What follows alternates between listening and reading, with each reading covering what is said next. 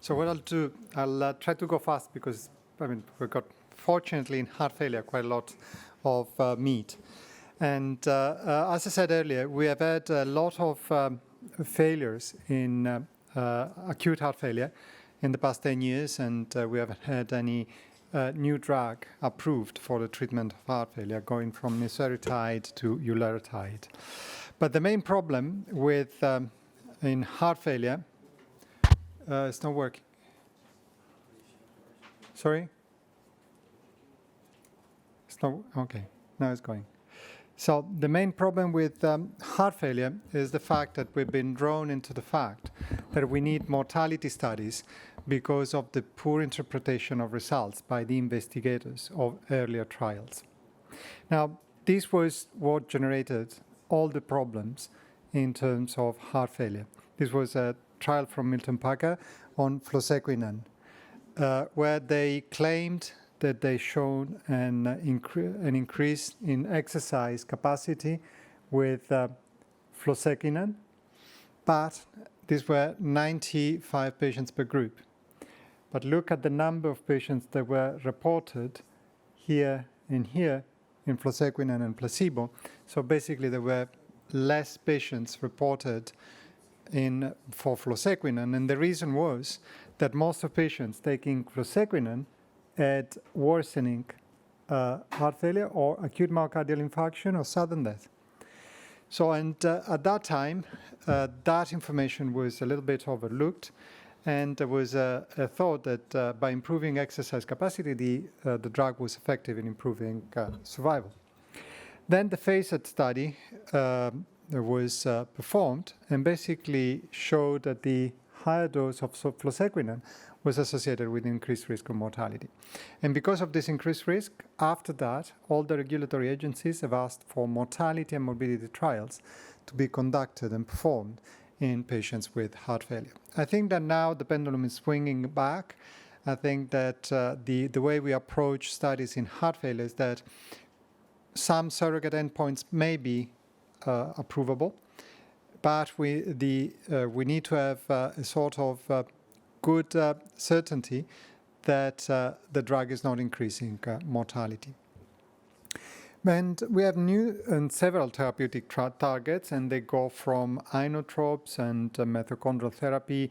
We've heard about the glucose-lowering drugs, nitrite, the soluble guanylate cyclase stimulation, interferent mRNA, and stem cells. And if we look at the drugs for inotropy, I think that there are different ways of improving inotropism. The main problem that we have to think when we increase inotropy is that also we increase the amount of intracellular calcium. And increasing intracellular calcium is associated with increased risk of arrhythmias. So maybe drugs like milrinone and amrinone have been effective in improving contractility in the short term, but direct inotropes have not been shown to be effective in long term in improving survival, just because this calcium overload leads to an increased risk of arrhythmias.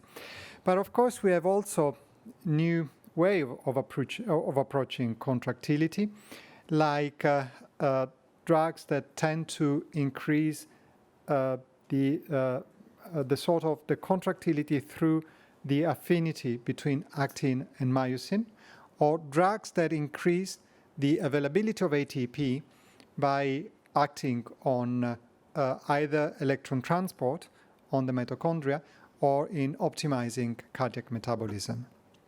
Now, omecamtiv mecarbil is one of the first of the drugs I will be talking about, and is a cardiac myosin activator that basically acts here at the level of the thick filament, increasing the affinity between the thick filament and the thin, the actin filament, and therefore increasing the strength of contractility. So basically, it's like increasing the tightening between actin and myosin, and therefore increases contractility.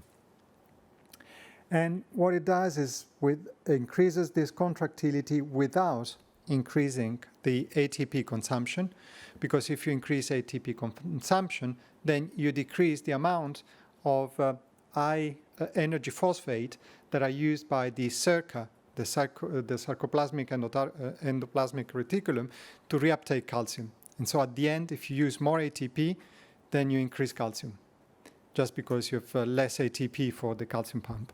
So what omecamtiv mecarbil does is just increases the affinity for ATP and increases contractility. And you can see that there's a clear difference between the effect of omecamtiv mecarbil compared to dobutamine on contractility, because while a classic inotrope just increases the peak of contractility compared to the peak of the normal failing heart, what omecamtiv mecarbil does is that it induces this contractility that is just increased because of the affinity and as a delayed peak. In normal subjects, omecamtiv mecarbil has been shown to increase stroke volume, fractional shortening, and ejection fraction. And in patients with heart failure, has been shown to increase stroke volume, decrease left ventricular volumes, and has a neutral effect on heart rate. Now, the galactic study is the study that is conducted at the present in order to assess the effect of omecamtiv mecarbil in patients with heart failure. And we'll look at mortality, morbidity, and specifically we'll look also at patients that are in that what are called crucial phase between hospitalization and the 3 months after hospitalization. So it will add knowledge on whether this new intervention is also effective in patients in what we call the vulnerable period. The study is due to be completed by probably 2021 and 2021, and the recruitment should be completed soon. So we will see whether the preclinical data, the data in phase 2, then will be followed by a significant effect in later phase 3 clinical trials. We've heard about the SGLT2 inhibitors. I mean, there's a lot of hype on empagliflozin, canagliflozin, and dapagliflozin. We've learned, and we were very surprised when we saw the effect of empagliflozin in patients with diabetes. I mean, this effect in reduction of events had never been seen before, except for indapamide in patients in the HIVET study that basically achieved similar results as an off-target effect. Similar data were produced by canagliflozin. The only problem with canagliflozin is that we have a very disturbing effect on amputations. There's an increased risk of amputations with canagliflozin that, especially in patients with diabetes, is a very severe and unwanted effect. More recently, we had the data from DECLARE with dapagliflozin. And DECLARE is a study that looked at the different population compared to the previous two. We have a graduation of risk that goes from high risk in EMPA-REG, then intermediate risk with canagliflozin, and lower intermediate risk with DECLARE. And they were looking both at whether there was an effect on efficacy on cardiovascular events and heart failure on one side, and major cardiovascular events on the other side. But what is important is that compared to the other trials, this is a specific heart failure endpoint. If you look at the definition of hospitalizations for heart failure in DECLARE, it was very specifically detailed, and so we can be pretty sure that all the adjudications were due to real episodes of heart failure. And you see, it's 2 pages. There was a need for clinical and laboratory assessment in order to confirm the presence of heart failure. The primary endpoints related to major cardiovascular events, ischemic events, was neutral, but the other primary endpoint of the composite heart failure and death, So showed a significant reduction in events that was similar and in line with the other trials, taking into account that this trial was in a patient population with lower risk. And so you can clearly see that there was this effect on heart failure hospitalizations and death. These data were also mirrored by real-world data. This is a very important study that was conducted between UK, Norway, Sweden, and America, where they basically looked at patients that were taking SGLT2 inhibitors, and they found that there was a consistent reduction in events in patients receiving the SGLT2 inhibitors. Now, because of all this data, drugs now have the three drugs, DAPA, EMPA, and canagliflozin, are currently being tested in trials specifically designed for patients with heart failure. So rather than looking at patients with diabetes, they will look at patients with heart failure with and without diabetes to see whether there is a specific effect that is good for patients with heart failure. Now, then we have other drugs that are useful in patients with heart failure, and these are those who target myocardial energetics. We know that patients, as the heart failure progresses, there's a change in cardiac metabolism. Cardiac metabolism tends to use, the more it becomes dysfunctional, the more uses free fatty acids. And free fatty acids are less energetic efficient compared to glucose, because 1 mole of glucose gives you 6.3 moles of ATP per mole of oxygen, whilst free fatty acid gives you 4.7 moles of ATP per ATP of oxygen. Therefore, the switch of the metabolism leads to a less efficient production of energy, and therefore a reduction in contractility and increased risk of events. And we have different ways of restoring metabolism. Part of that is blocking free fatty acids. Part is through improving the electron transport through the mitochondrial membrane. And this is what elimipretide and coenzyme Q10 do. So if you look at these mitochondrial therapies, you can see why it is important to target mitochondria. This is a normal sarcomere in normal subject. You can clearly see how mitochondria were aligned and they have nice cristae, whilst this comes from patients with heart failure. You see the mitochondria are round and the cristae are all opened. That tells you that there is an impairment of on the formation of ATP. There were earlier studies with a drug that blocks specifically free fatty acids and increases the utilization of glucose that have shown that in patients with heart failure, if you block free fatty acid oxidation, you produce more energy. And this energy was normalized, and it's brought back to level of normal, and this, in this case using trimetazidine. And indeed, several studies conducted with trimetazidine showed that this drug, by optimizing cardiac metabolism, is effective in improving exercise duration, improving New York Heart Association class, and reduce cardiovascular events.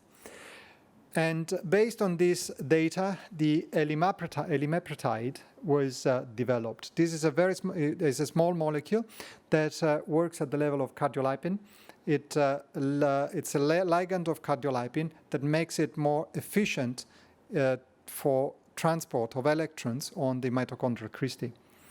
And it has been indicated for two different indications that are completely different. One is for kids that have a genetic abnormality in the cardiolipin, and they become blind by the age of 10, 12, just because of this effect, and the study is ongoing. The other one is in patients with left ventricular dysfunction. And earlier studies in animals have shown that there's an increased production of ATP with elimipretide in isolated heart, and then in dog models of heart failure, the infusion of elimapritide was effective in reducing inflammation and improving left ventricular volumes. The study also was conducted there was a study, a very small study, that was just a proof of concept in patients with acute coronary syndromes and that had left ventricular dysfunction, and elimapritide showed or suggested the possibility of a beneficial effect on left ventricular function. Elimapritide now is entering its phase 2b, phase 3 data, and they will have specific studies that will be conducted in patients with heart failure in hospital and at discharge. But I think we are at least 5 years from the first results of the phase 3 trials. Another group of drugs that work on cardiac hemodynamics are the partial A1 receptor agonists. Do you know that if you give the A1 receptor agonist, then you get a direct effect like adenosine. You get an AV block, and this is what we use in order when we get patients with very fast atrial fibrillation in order to reduce heart rate and reconvert to sinus rhythm. But it has also central effects. Whilst it has been shown that in the partial agonism of the adenosine 1 receptor has an effect in order on the kidney, on insulin resistance, and is cardioprotective because it reduces the release and the spillover of noradrenaline. Now, one of these drugs, the naltrexone, has been tested in patients with reduced ejection fraction and in patients with preserved ejection fraction. This is the design of the phase 2b trial in reduced ejection fraction. 3 days ago, we had the results of the effect of naltrexone in preserved ejection fraction, and this drug goes in with the list of drugs that have been proven not effective in patients with heart failure and preserved ejection fraction. We'll see whether it will work in patients with reduced ejection fraction. Another type of drugs that are used in heart failure is that it's a part of, in part are similar to the metabolic agents, is iron. Now, iron is effective because it increases the transport of energy on the mitochondria, but has also other effects on hemoglobin. What is important when we look at patients with heart failure is that if we look at patients without anemia, they have as a reference, those without iron deficiency and anemia have a slight increased risk. Those with iron deficiency but without anemia have a significantly higher risk. So that tells you that iron deficiency per se is a factor in determining worse prognosis. Of course, if you have iron deficiency and anemia, then you are at increased risk. So iron deficiency per se is important in heart failure. We have had several trials that the FERRECH-F was the first trial that showed efficacy of intravenous iron in patients with heart failure on exercise capacity. And the CONFIRM-HF trial was a long-term trial, 1 year, that confirmed the efficacy on exercise capacity, but also showed a very interesting suggestion of the reduction of events with iron. And for this reason, iron then is currently been tested in different trials with heart failure. Now, whether the effect of the IV iron can be transferred to the oral iron was questionable, and the iron out trial that was conducted in America with oral preparations basically failed to show any effect of oral iron. And that it goes with the common practice because it's you know that you cannot absorb more than a certain amount of iron per day, and that in many patients iron gives a lot of GI problems that are associated with inappropriate absorption. So there are more mortality and morbidity trials ongoing with IV iron. And they use different type of irons. We have to say that today the safest type of iron is the carboxymaltose, because basically it doesn't give any form of allergy. All the other forms of iron are associated with an increased risk of anaphylactic reactions. So we have in the UK, we have the Ironman, and we have the Affirm-HF and the HeartFeed and the FAIR-HF trials that are testing whether IV iron compared to placebo will reduce events in heart failure. And we have also a FAIR-HF-BEF trial that will test the same hypothesis in preserved ejection fraction. I have to say that for this one, probably we have less biological plausibility. For the others, there's a good biological plausibility. We're going towards the end, and the one compound that is currently being tested is Nitroxyl. That is different, is a gas, and is an Na that can be transformed, and it's an NO donor, and has a different effect on contractility, mostly because it's has an effect on the SERCA and on the cyanorhinoidine receptors. And cyanorhinoidine receptors are important for the calcium reuptake from the sarcoplasmic reticulum, and enhances the SERCA activity, and that as an end effect increases the affinity of the myofilament for contraction. So early studies have shown that increases inotropy, but just because it has an effect on calcium handling, it is important to note that it has also an effect on lusitropy, so on the possibility of relaxing. So it's not just an increase in contractility, but increase in relaxation.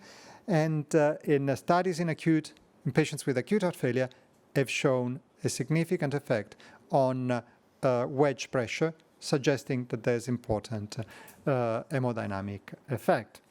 So there is at the moment there's a dose-ranging phase 2b study that is ongoing, looking at the effect of the 48-hour infusion of Nitroxyl. And I understand that recruitment has been completed 2-3 weeks ago, and so we should have the results pretty soon. We also know that soluble guanylate cyclase is an important type of approach in patients with heart failure. Part of guanylate cyclase can be activated through ularitide and natriuretic peptides, part through the NEP pathway that is also activated by sacubitril, but also we have specific drugs like riociguat, sinaciguat, that work specifically on its activation, and vericiguat has shown mixed results on its effect on the proportion of patients with hospitalizations, and but also they have clearly shown that there's the lower doses probably are not effective. And at the present, there is a study that is the Victoria that is testing the hypothesis whether it is effective as add-on to patients with symptomatic heart failure and reduced ejection fraction.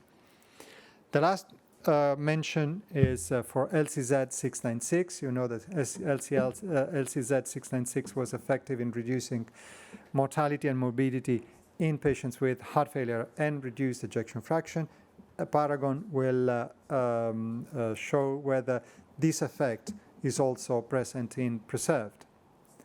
I think that the major question that we will pose, whether it will show effective, whether that is an effect of LCZ or whether that is an effect of sacubitril. Because in this case, whilst in paradigm, LCZ696 was compared to enalapril, and there was all this background of the synergism between sacubitril and valsartan. Here is tested again valsartan. So if it's shown to be, and we know that valsartan has never been shown to be of any efficacy in patients with preserved ejection fraction. So if it will show to be effective, probably the effect is the NEP effect rather than the smart fixed dose combination that they will present as a new drug, but in reality is a smart fixed dose combination. The last 2 slides are just to mention that there are alternative approaches, and you have to think out of the box. There are data from the UK clearly showing that influenza vaccination is associated with reduced mortality and morbidity in patients with heart failure. And this is because you reduce hospitalizations. And there are 2 studies, the INVESTED and RCTV, that basically will look whether the trivalent or quadrivalent vaccination for influenza will be effective in reducing mortality and morbidity. And what you have to do, I mean, there are a lot of different drugs that have been tested. Some of them are very sound rational, but at the end, what is important is the result. And we have to see how many of these drugs will be successful.